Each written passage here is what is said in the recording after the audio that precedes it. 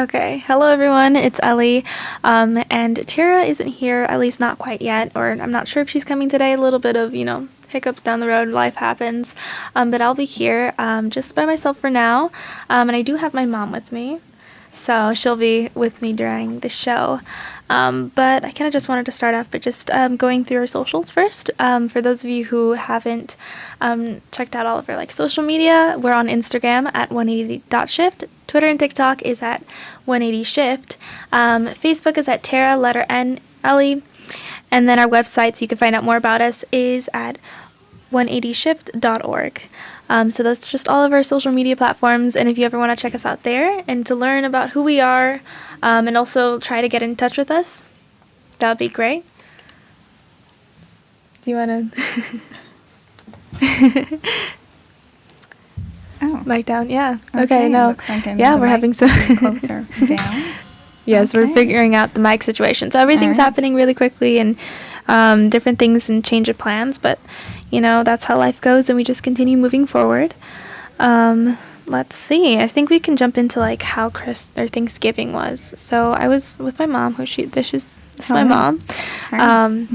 She's the one who's raised me. So I don't know quite what to do today, but we'll kind of see what happens. See what conversations we get with it. I also have some current events that I'd like to brush over today. Maybe get my mom's opinion on some of things. And we can just do that. So this last week was Thanksgiving. I hope everybody had a fun time, a good time together. I know some years Thanksgiving can go up and down for a lot of people. Isn't that right? Mm-hmm. Right? I mean, sometimes you can have some of the family tension, and you have some family fights sometimes. So Thanksgivings are. I remember I volunteer at a museum, and one of my coordinators for the day was asking me if it was a normal Thanksgiving, or not another Thanksgiving, but just a regular Thanksgiving without any fights, or did somebody get upset and then want to choke the other family member, if there's something going on like that. I was like, no, thankfully this year we didn't have anything like that. Right. Is that right? Yeah. So thankful for that. That's one thing to be thankful for. So I had a pretty good Thanksgiving, had some family over. So we did that, right? That's right. It was a peaceful Thanksgiving. Yeah, which is really good. Now it's finally to start with the Christmas season, because I personally am the person who would just love to get into things and just about Christmas before Thanksgiving, and a lot of people get really upset about that. Have you ever run into those people? Yeah, absolutely. I think even my dad was one of the people who just didn't like Christmas music before. And it's just for me, I just love Christmas so much that why wouldn't I want to, have to experience Christmas for longer than just 1 month, which is kind of sad. I don't know, in my opinion. I wish Christmas lasted longer. But kind of getting into the Christmas sort of thing. Actually, before, do you have a favorite Christmas song, Mom? Oh, goodness. I'll Be Home for Christmas. I'll Be Home for Christmas? Yeah. Okay. Yeah. It's melancholy. It's sweet. It's hoping you're with your loved ones. Mm-hmm. I think of military members, thinking of their loved ones, or someone separated by space. Mm. And you're hoping, and praying that you can spend those special holidays together. Yeah.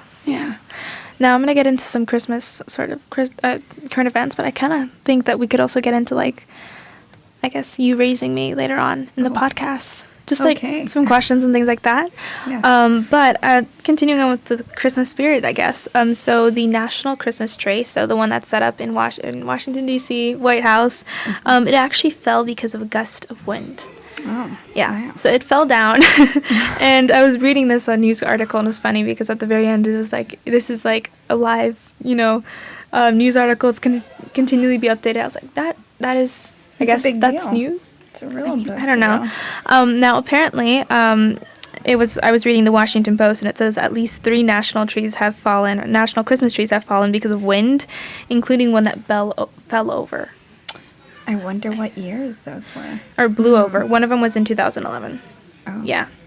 So that's an interesting thing. And then another Christmas thing that I kind of saw today was that the NFL is now selling Christmas hats that inspire, it's named 2023 Inspired Change hats. Many of the sayings, these are just a few of them: police, community relations, criminal justice reform, social justice, and some other names or some other phrases that they had on there. What if you want all of them in one hat? Well, I mean, I don't know. This actually, it was part of this program that they had. It's called Inspired Change Hats, and they started this program back in 2020 when the NFL was had efforts to defund the police and push social justice. But it's very interesting that these are like Christmas hats, because I personally just want politics to stay out of it. Right. Yeah, you just want to watch the football game if that's what you're into, and not have to hear all of this social justice. Well, like anything with politics. I mean, I feel like for a long time, sports was just to bring people together. Even, well, not everyone. You had rivaling teams, but I mean, you were still in common with the people that was on your, you all supported your team. That provided a sense of community, but even now it's even just filled with people who have differing opinions and views on things. I think it's also become a place where you can voice how you feel about the social fabric of our country, and you can feel good about yourself. Yeah. I really feel like it's become more about how righteous, how awesome you are, how caring. I think everything is now becoming like a virtue signaling, I guess, where it's like, I want to show how righteous I am to everybody and how correct I am in some things. And I think it's become very often, a lot of the times you can't even be correct because somebody's going to get offended about something. So it becomes very tricky. And the fact that they're tying this in with Christmas as well is just like, can we just enjoy time, I think it's deliberate, because when you lace it in with something so positive, right, something that's also having to do with national and in some ways pride, right? It can get messy. But I think that's done on purpose. There's an intention for that. Yeah. Now, one thing that I did see as well was that today, actually just before I was gone on the podcast studio, I saw a thing that said a BLM leader from Rhode Island, his name is Mark Fisher, actually just endorsed Trump, also quoting that saying, the Democratic Party is not for us, referring to black brothers and sisters. So that's a very interesting thing. I personally wouldn't actually suspect that would be something that somebody from BLM would do. I mean, all of them, I would think, dislike Trump a lot. I mean, just throwing that out there. But I feel like a lot of we've seen a few leaders from the BLM movement actually step away, or even now looking back at it, people are upset because BLM had hundreds, thousands of dollars being used, millions of dollars being used for own personal benefits of some of the higher, was it the founder? I'm not sure. One of the co-founders. Yeah. So people are pretty upset with the organization. I mean, still, a lot of them still say that they still believe in, Black Lives Matter, but it's just that now organization is now being not looked at very, very highly anymore. Oh, yeah, it's very duplicitous, right? That's a word we were talking about Yes, today. that was, yes. I think BLM, from its inception, was something to be prideful and to be empowering for Black Americans, and it served a purpose for a certain time in this country, especially with all the turmoil, different races, and feeling misunderstood and feeling not equal.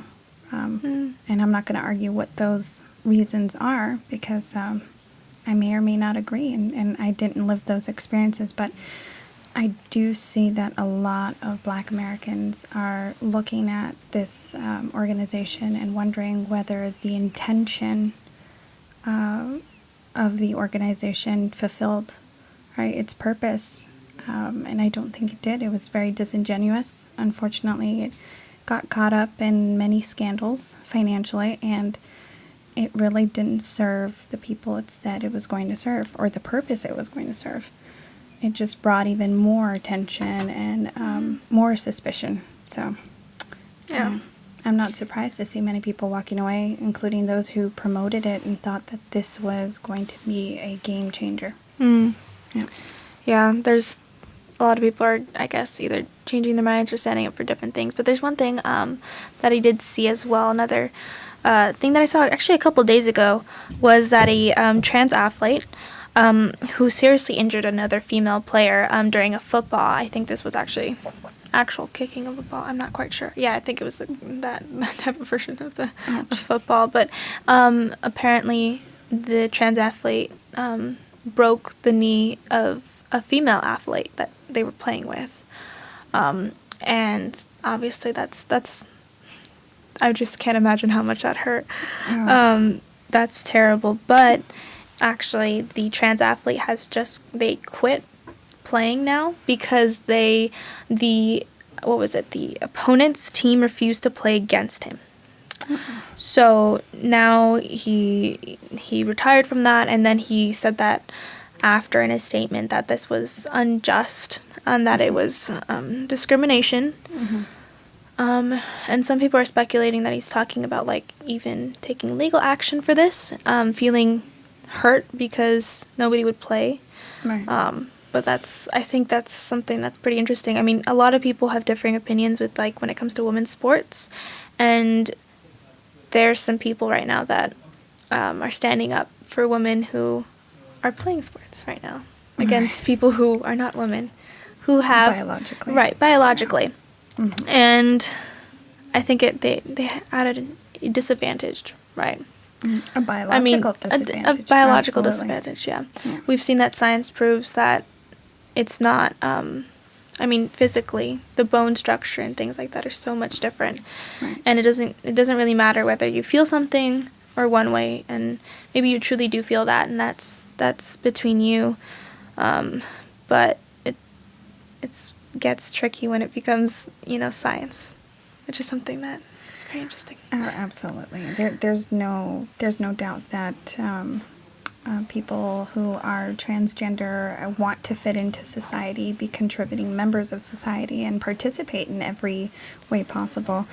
But we're now having to contend with the fact that we have biological males with bone structure, muscle, ligaments. They've got all sorts of advantages physically. And just because they're taking hormones to take on the appearance they feel most comfortable in doesn't mean that those physical changes that occurred during puberty didn't give them an unfair advantage for biological females. So we're seeing a lot of females, unfortunately, unable to compete and miss out on opportunities such as scholarships and winning tournaments and championships, something that they've worked really hard for, especially families who invest thousands of dollars into different sports, and they really want to go to college, and this is their opportunity. So we're going to have to contend with this for a really long time as science advances and we're able to understand the brain and the function of those who are suffering from transgender or body dysmorphia, whatever you feel comfortable saying. But this is something we're going to have to deal with for many, many years on now, and something we're just going to have to get comfortable with discussing openly. Just different from when I grew up. How was it when you grew up? Like, how has it changed when it came to like talking about transgender and being in sports and things like that? Because you were in sports you were in wrestling with guys. That's right. That's an awkward thing to remember. Yes. In high school, throughout my childhood, I took on a lot of sports. I did primarily cross country, a lot of cross country, track and field. And I never really did any like team sports. It was mostly individual sports. So one of those was wrestling. And wrestling with guys is really rough. And I can tell you, they weren't gentle and easy on me just because I was a girl, but I definitely don't think I could have won anything. I really wasn't that great at wrestling, but I gave it my all.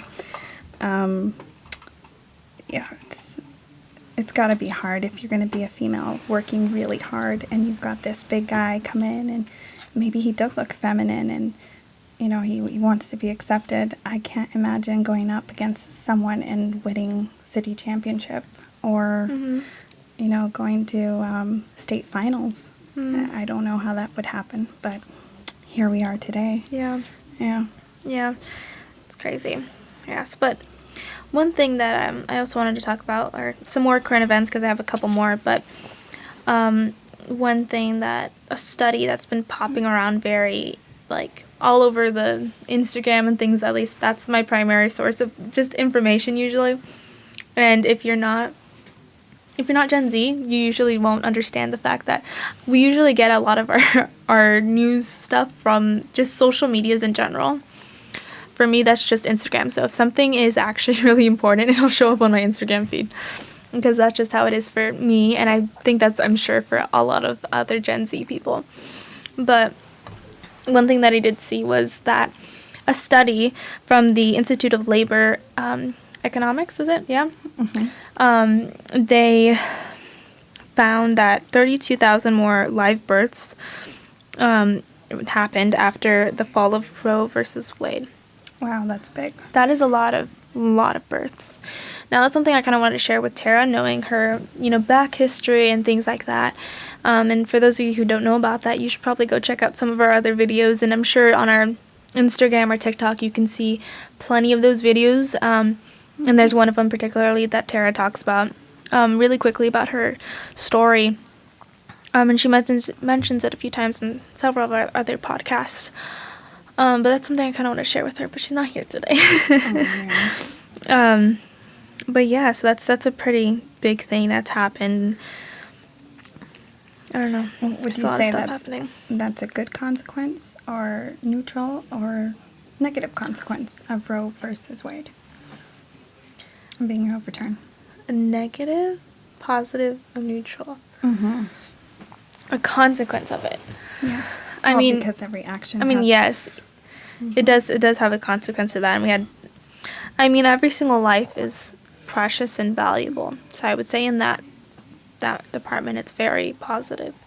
But I'm sure a lot of other people can argue that it is negative because then you have 32,000 people who, let's say, maybe they didn't want to be born, or parents that didn't want them to be born. So what are you going to do with those kids? Mm-hmm. And it may be, that those parents actually turned out to be very loving parents and really ended up loving their children. And we're thankful that they're born. So I think it's just depending on how you're looking at it. Right. And I think it also brings into question our social services, right? Mm-hmm. Our safety network for mothers, single mothers, young families, or families who are just at the brim. Mm-hmm. With a lot of responsibilities, financial. So 32,000 new births, that's a great thing, though, I'd have to say, because every life is precious. Mm-hmm. Every life is precious. And just like this country has opened the doors and in many ways have received so many people from all walks of life, from all over the world, we should really be stepping up and standing up for our own right here. Yeah. Yeah. Yep. Yeah, there's a lot of talk between that. I know a lot of people from my generation, and I think even older generations, actually. Surprisingly, I've seen quite a lot of older people actually side with abortion, or just, I guess, choice, right? Mm-hmm. Freedom of choice, I guess you could say. It's been an interesting thing to just see people who agree with it and don't. Yeah, I think it's a very tricky topic for a lot of people. It is, even for our own family. Yeah. My father is definitely on the side, your grandpa, on the side of abortion. No, he's not. Oh, yeah. No, he's not. My grandfather, guys. My grandfather's pro. We love him. Choice. We love him so much. We really do, but... No, he's not. He did not say that. Yes, it's true. Guys, I'm finding out things about my family right here, live. We're for you. I mean, then again, my grandfather, he's Marxist, so, right? Well, I think he comes from a different generation. Mm-hmm. He's born in the 1940s. Right, and he was born to a very large family. Yes, the with oldest. dirt floor. Oh, yes, the oldest of 10. Mm-hmm. So I think his perspective on children and the readiness mm-hmm. the parents is something that he's had to live consequences of. But it helped shape him into the man he is today. And in many ways, he's been a very responsible, dutiful Yeah. father. And, sometimes it's hard. We're dealt, as they say, the cards you're dealt with. And sometimes people just aren't happy with what they have. Yeah. And that discontent carries on and I mean- informs your decisions on what you stand for, what you vote for. Yeah. Yeah, so one thing that I actually learned about was, actually just looking at my family's background and just things like that, I realized that I think, actually, starting from the beginning of, 180, we had a purpose of being able to have a discussion with people, and behind that, you're able to find out why they believe certain things, why, or what influenced how they view the world today. And it's very interesting once you step into their background and you get them talking, and then why do you think about that way, and why do you think this is correct? Stems from a lot of how you grew up, and that's something that I saw with my grandfather, your dad, was seeing how he was, dirt poor at times and having to work at a very young age influenced him, but seeing, things that were unfair for him, and that shaped how he was. But then it's very interesting because you can have people from that exact same lifestyle, and they come out totally opposite than he did. So it's something that's so interesting to me. I think it's just the brain and how it works and how you just think about things, and that's how something I try to still remember often when talking to people who I don't agree with. Right. Because we're all human and we all have reasons behind why we believe things, and if we're respectful and understanding how or why people came to that conclusion, it's so much more helpful, especially when it comes to being a leader or things, and this is where I get into my leader talk. But it's just it's true. You have to be able to look at it in a compassionate way. Yes. Where are they coming from? Where did they start? Yeah, absolutely. Yeah, I I had some more stuff to talk about, but I think that we can kind of talk in from there, since we're already talking about family stuff here. Talking about you, I mean, oh boy, I feel like I'm on the hot seat. Well, my mom, obviously, I would say my parents were a very big blessing in my life to where I am today. Obviously, God gave them to me, and He gave me the correct parents. Obviously, He doesn't make mistakes. So, but, I think I was homeschooled at a very young age. You guys, if you don't know this, I was homeschooled at 3rd grade. And, I kind of just want to ask why was that something that came to mind? I mean, you were involved very heavily as a parent in the school. Yes, that's right? That's right, yeah. I've always felt a sense of responsibility for my children in general. Just maybe a little too much sometimes.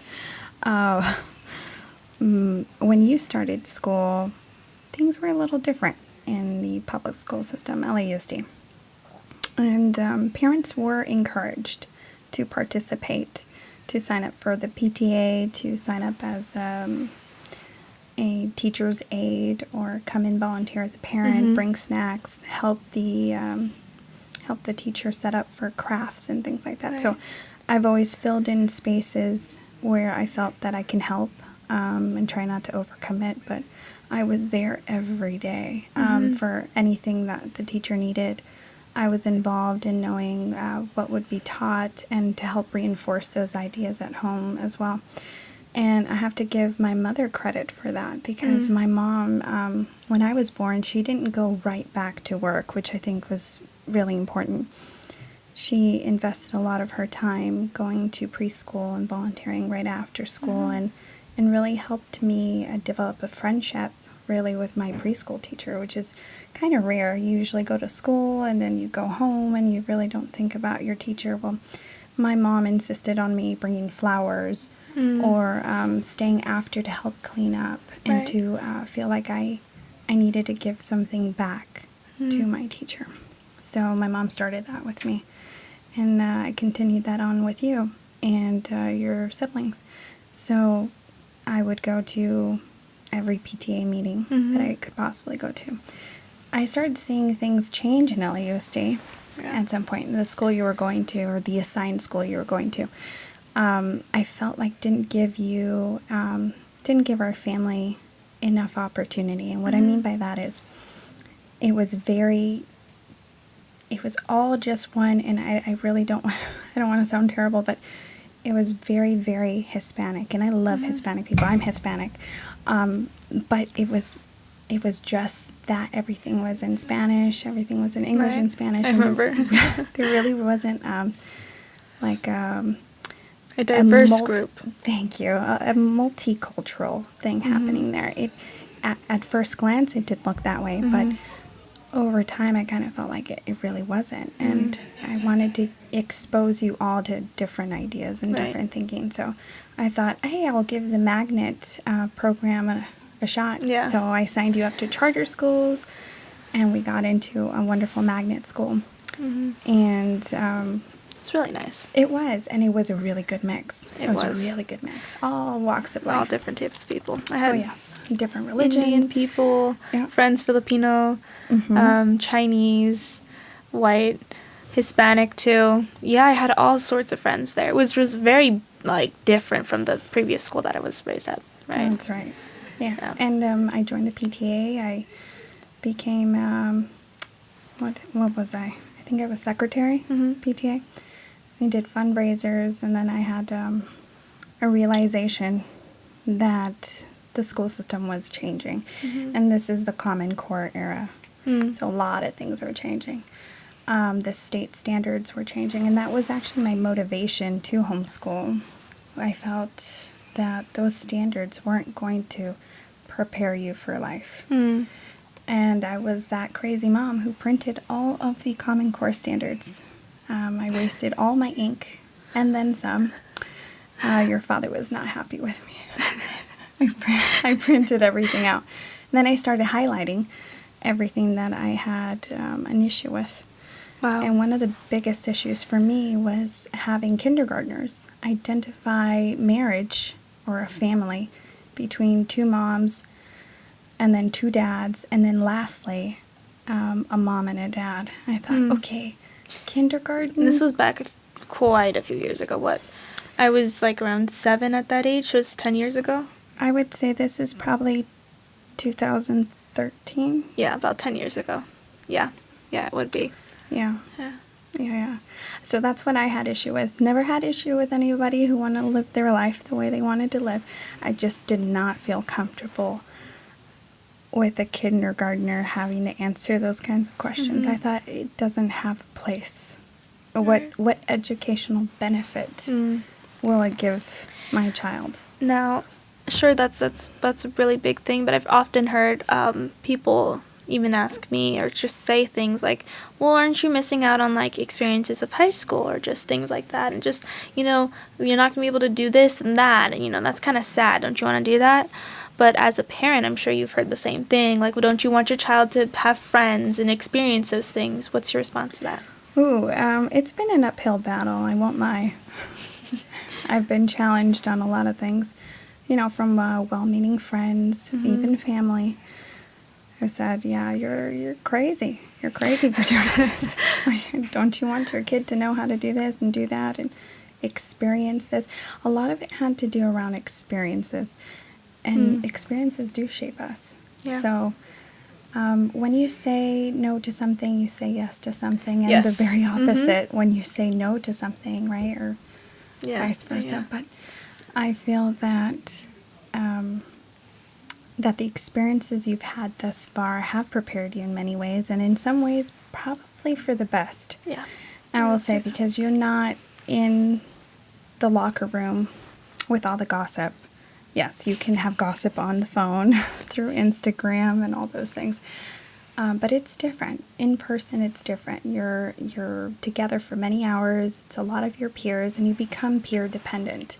I've read a lot of books about this and how influence, your proximity to someone has a lot to do with how you view yourself, how they view themselves. You pick up on things. I mean, we learn a lot is caught rather than taught, right? Have you heard that? So I feel that having you homeschooled helped you prepare your own image of yourself? Right. And then later on, you're then challenged about that. Whatever your thoughts are, your habits, your character. And then later on in adulthood, I think that it's probably going to be for the best. Right. You don't have to worry about so-and-so, getting high in the bathroom. Or being bullied. Right. Which, I mean, bullying could happen anywhere, but I feel like that's more Absolutely. prevalent in schools, right? Oh, yeah, just access to drugs. Yeah. Many children order drugs now through their phones. Right. For some reason, Snapchat. I've never had that. But that's been the biggest thing, and I don't know what's wrong with Snapchat, but I always hear it's from there. I don't think I want that. So I think it, and many well-meaning people say, oh, you're sheltering them, they're in a bubble. Well, the role of a parent is, in some ways, to help shield your children, and you know them best. If you're doing what's right, you know what their weaknesses are, you know what their strengths are, you get to really know them. Yeah. And then you got to work on those. Either that, or you have to outsource it to a private school. If you're blessed enough, you send them to private school and you hope that it works out okay. And if not, you send them to public school and you try your very best. And I'm not saying homeschooling is for everyone, or it's the one solution for everyone. I've seen wonderful kids come out of public school. I came out of public school, by the way. But I've also seen wonderful kids come out of private school, and some horrible kids come out of private school as well. Yeah. So you really need to choose wisely, think about it. I've had a lot of friends who want to homeschool the early years and then send them out in middle school or in high school. Yeah. And whatever works for your family, I think, is something you really need to study on, pray about it. Yeah. Yeah, actually one thing that just today, my best friend sent me, she sent me a reel that said, when they say homeschoolers won't be prepared for real world, but they're out there living in the real world, while public schoolers sit in a classroom, right?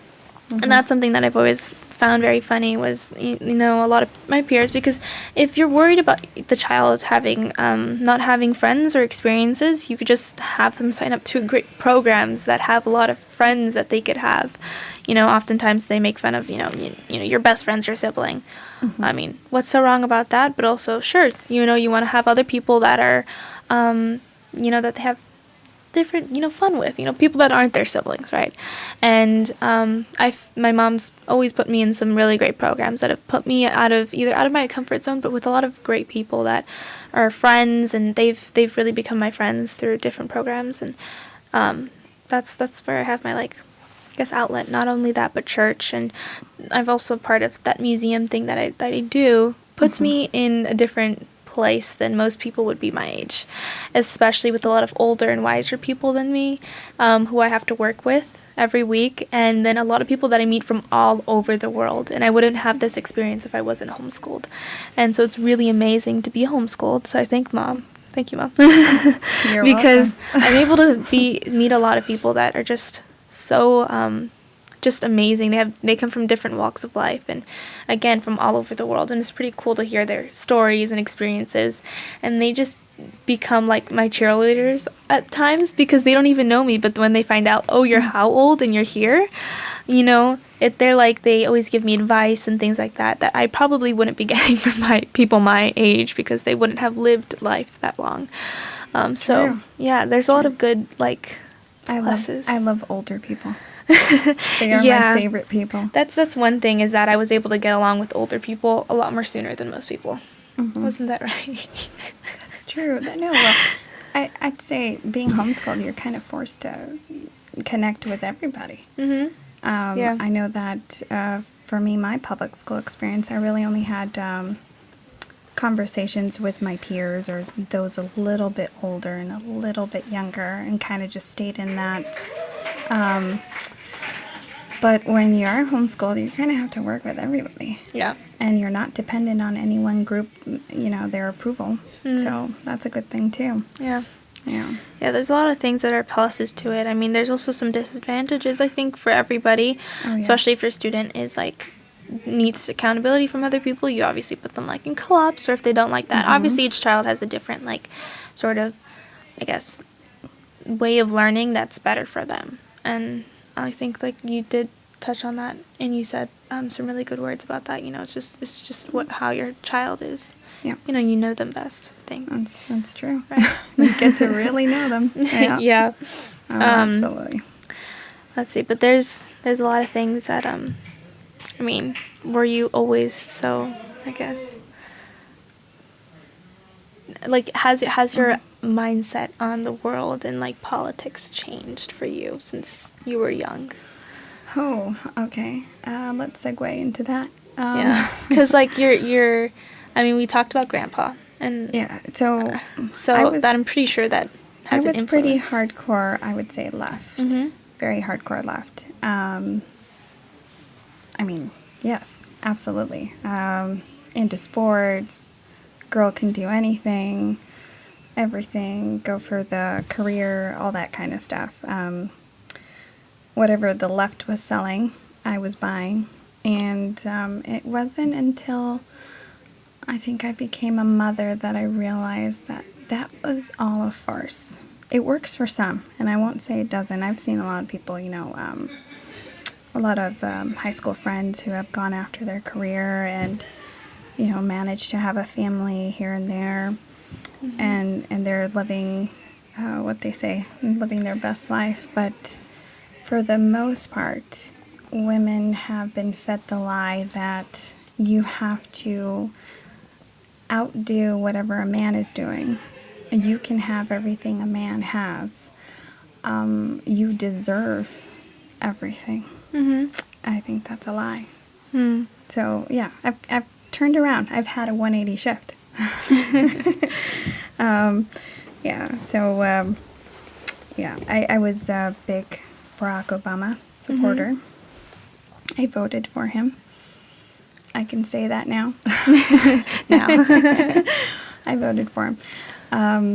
But yeah, a lot of things have changed for me. I used to think Republicans were all very wealthy and all very racist. And this is something that I was taught in high school and in middle school. It was at least implied that Republicans did not care for the poor.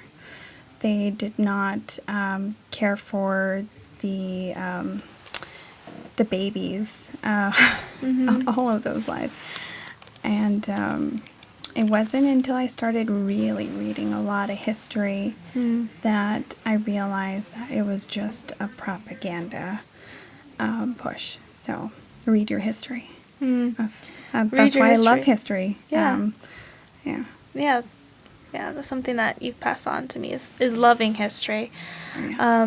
And obviously I work at a museum, so that kind of, like, tips you off, right? Right? Absolutely. But, I think that although today's history can often be made to what you want it to be, though. Yeah.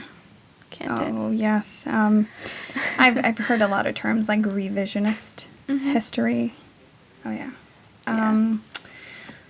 I think that if you go back and you read some work, some history from, like, the early 1920s, if you can get your hands on anything even earlier than that, and kind of get authors from all different continents, you're going to get somewhere in the middle of what the truth is. A really great thinker, and he's an economist, but he's a great thinker. His name is Thomas Sowell. Okay. And he does his homework. I've learned a lot listening to him. I recommend him. Any young person, Thomas Sowell is your guy. He's up there in his years, but he used to work for, I think it's the Federal Bureau. What was it? Do you remember what it was? Sure. Oh, the labor. Yes. Oh. His job was to find out how to make sure that Americans can find a job. And he went to college. He was a Marxist, self-declared Marxist. And once he entered the real world and started working for the U.S. government, he realized they didn't really want to solve the problem. Yeah. And he took it upon himself to study and study, and all his books are amazing. They're available on YouTube. They're audiobooks. You can listen to those as well. He goes over the differences, not only differences of continents, why Africa has not developed as much as we would like it to. And I mean, as in the whole world doesn't want to see people starving or unnecessary hardships or diseases.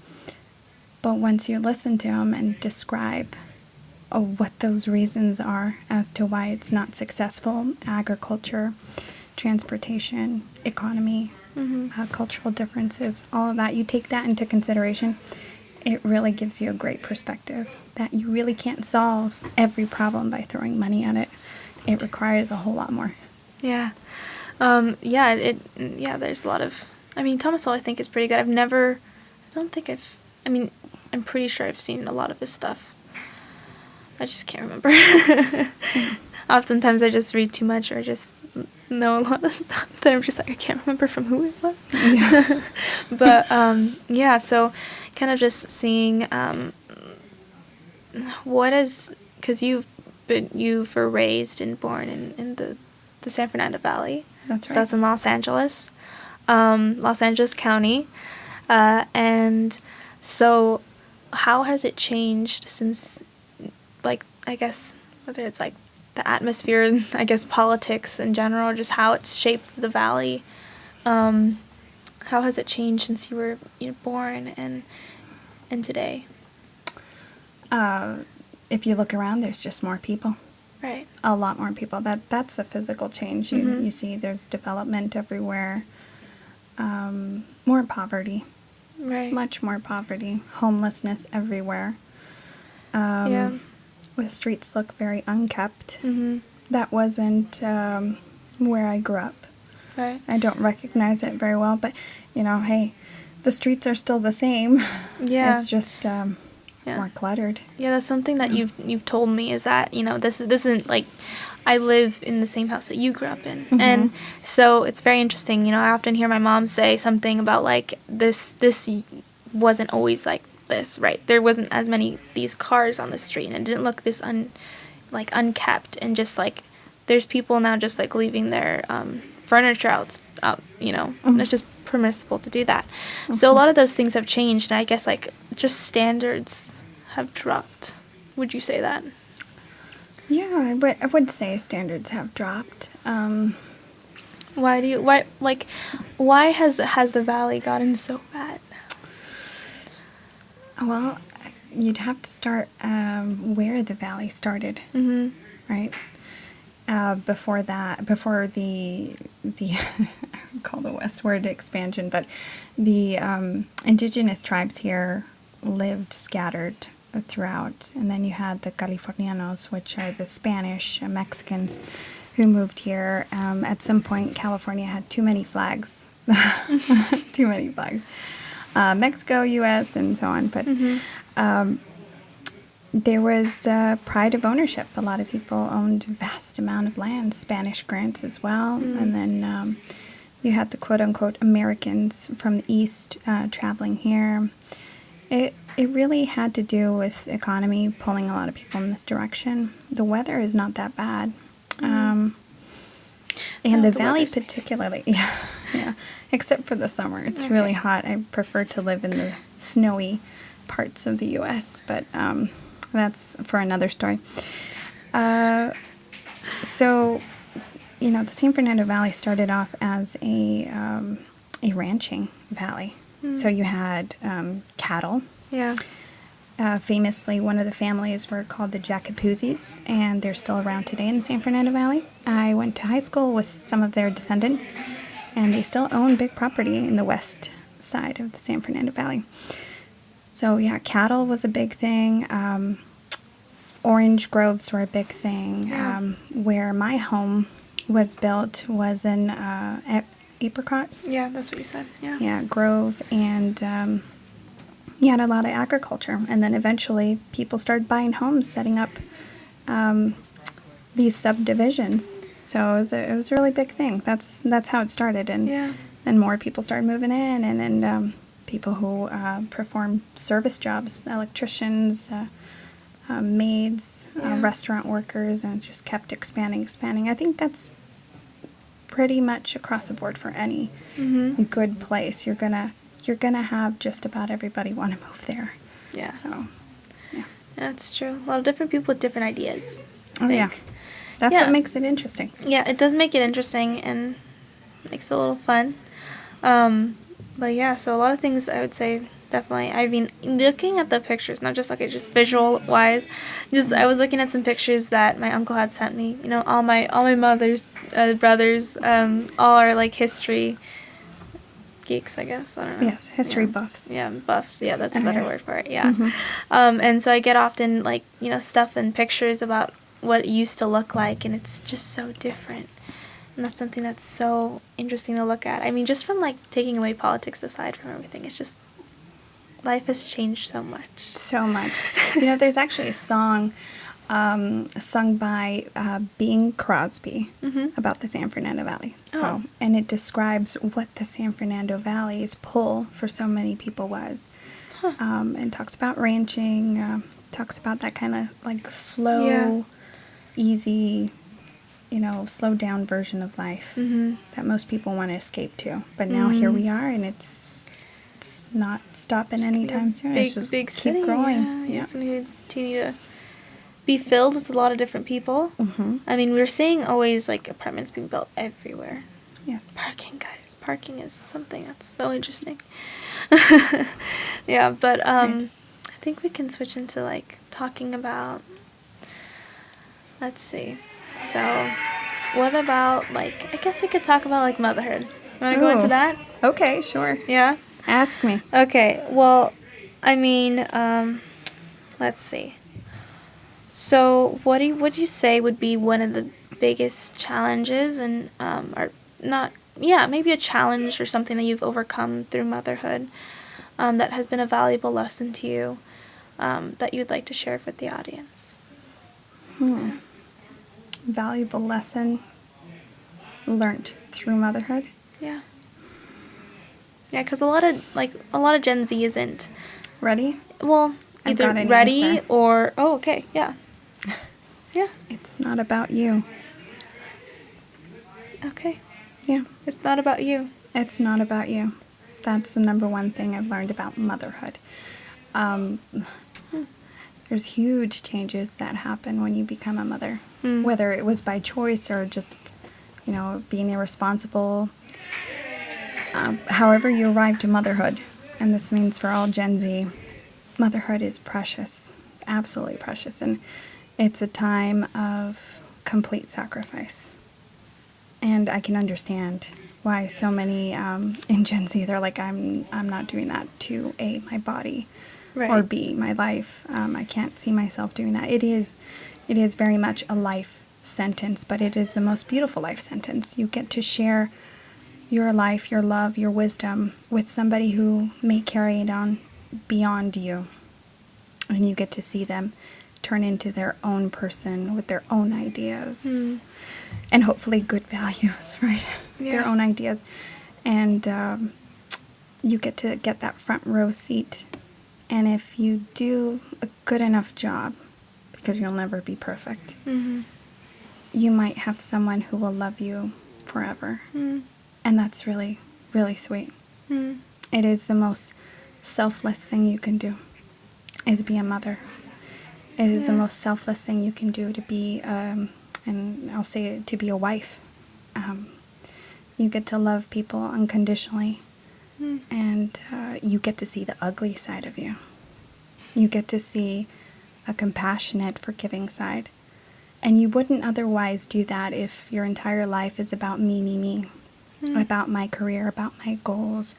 I've got to have, 3 acres, a ranch somewhere in Tennessee.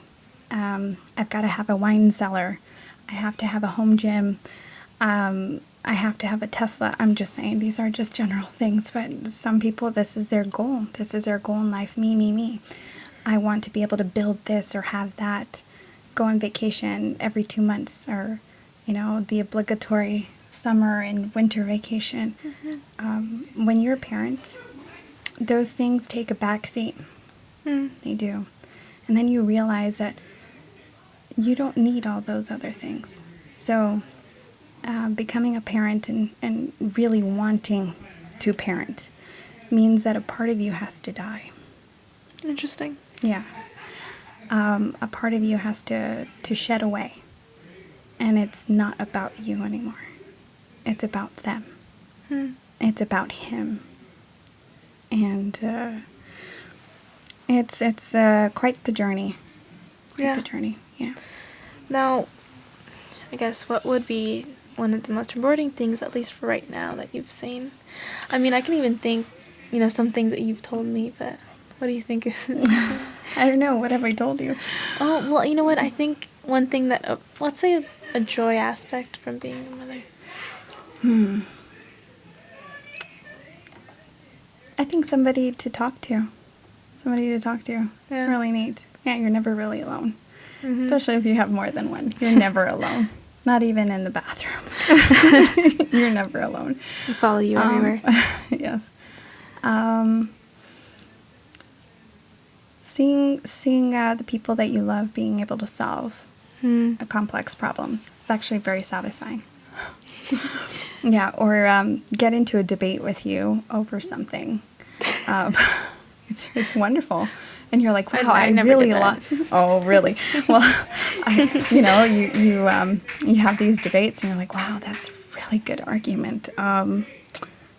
Gosh, yeah, that's really humbling to see. Or when somebody says, wow, your kid is really awesome. You almost take a step back. You're like, wait, are we talking about the same one? You mean my kid? Wow. It's really sweet to see that. Yeah. Those are some of the benefits. Yeah. One thing that I can come to mind is that you've said is being able to see, that light switch go on and when they understand something, especially with a small child too. Like, and I've seen it myself with little Alice, my little sister. She's 4 years old, and I remember she's the one that I can remember the most of I guess being that older sister, because I have 4 younger siblings, and that's including the little one. But one thing that I noticed and that you pointed out was being able to see them, finally understand things that are so complex. Yes. Something that I've seen is that I look at her and, how did she go from knowing absolutely, nothing to now speaking full-on complex sentences? And it's so cute because she can't stop talking about anything. Yeah. She has an idea for everything, and it's how do you be able to do that? It's that takes a lot of dedication and work, but I think it's so cute now that you see her. Oh, yeah. Oh, another thing I have to say is seeing... yes, the light bulb definitely go off, but also for my older children, including you, to see you take on more responsibility, to see when your young adult can do things that you're like, wow, well, you made that, or when you're cooking something, you're like, don't tell anybody I'm doing this, but you're doing fantastic at it. Me? No, really, just preparing yourself for your future husband, and hopefully your future children. Seeing the dedication, you're like, okay, this is what I gotta learn. This is gotta be self-sufficient. I have to learn how to survive, how to cook for myself, and overall live an orderly life. Yeah. See, that's a great thing to see. Young adults flourishing and doing. Yeah. I'm like, that's funny. Yeah. No, and for those of you who don't know, I'm 17. I'm going to be 18 in January, so it's a big thing, yeah. TikTok. That's a scary thing. What would your advice be to people like my age that are, there's a lot of young adults already in Gen Z. We have people in mid-20s, and we have people that are 13, barely starting teenage sort of life, and I think the middle is probably around me. So what would your advice be for people transitioning into adulthood or just young adults? Okay. I think that Examine your goals. Mm-hmm. Examine your goals. Everyone's got goals. Examine why they're goals. Mm. It's not enough to just say, oh, I want this and I want that. I want to be here in 5 years, or I want to accomplish this, or, move there or win that prize, or whatever your goals are. But why? Examine your past. It's a good time to reflect. No, really, just examine your past. Because our past will influence, for sure, Right. the decisions that we're making. Mm-hmm. Maybe perhaps if you lack impulse control, right now is a really good time to get good at it. Find out why you lack that. Self-control, really important. I would do a lot of self-reflection and pay less attention to what's on your phone. That's what I would say too. See, when I was a young adult, phones were becoming the thing. Yeah. And if you had one, wow, that was awesome. But people weren't stuck to their phone. You had the Nokia. You just had text messages and phone calls and voicemail. That was it. So pretty basic, but you were still in touch with people. I'd stay off the phone as much as possible. Get a good book. Read it. I like fantasy and fiction, but read some good biographies. That's my favorite. Yeah. Read biographies. If anything I've learned in life is you're going to learn wisdom one way or another. Mm. You're either going to learn it from your own experience, which is going to cost you, or you're going to learn from somebody else's experience. Yeah. And if you're wise, you get some biographies, read them, and you'll learn and apply that, whether you want that life or you want to avoid it. But the answers are there. Also, go to church. Yeah. Go to church. If you're Gen Z, go to church. That's where you need to be. Yes. Fill yourself up at a good church that's teaching the word properly. I know there's people with all different backgrounds of faith. It just you gotta find something. For me, that is Jesus Christ. So that's where I go. Yeah. You gotta be thankful. Start off with a thankful heart. Read biographies. Stay off the phone as much as you can. I know it's so addicting, even for me. It's really hard. Yeah. Yeah. I think those are really good. Really good points. Those are all things that she's told me too. Like biographies for me, I feel like they're good. Historical ones that have a little bit of action to it or mystery. I like it. But I like my fantasy books. I like my true crime ones. But that's something that you've always told me is wisdom is you're gonna have to learn it one way or another. That's right. That's right. There's no way around it. Yeah, that's something that you've always told me, and that's something that everybody should think about. Mm-hmm. But yeah, I think all of those points are really good.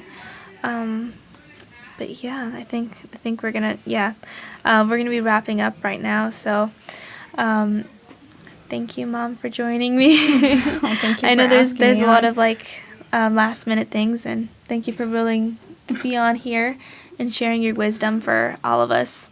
And I hope that everybody has found something. It's something a little different than we usually do. I mean, we started off with a little bit of current events and I guess political, but we ended it on a little bit more of a, I guess, just life note, I guess. I don't know. Yeah. Something that I hope that is helpful to Gen Z. And that's something that we also want to try to do with this platform, is also be able to influence your lives and be able to, help in that way, because there's a lot of spiritual things and just how you live life that affects everything. Just as much as politics and being involved in that. But yeah.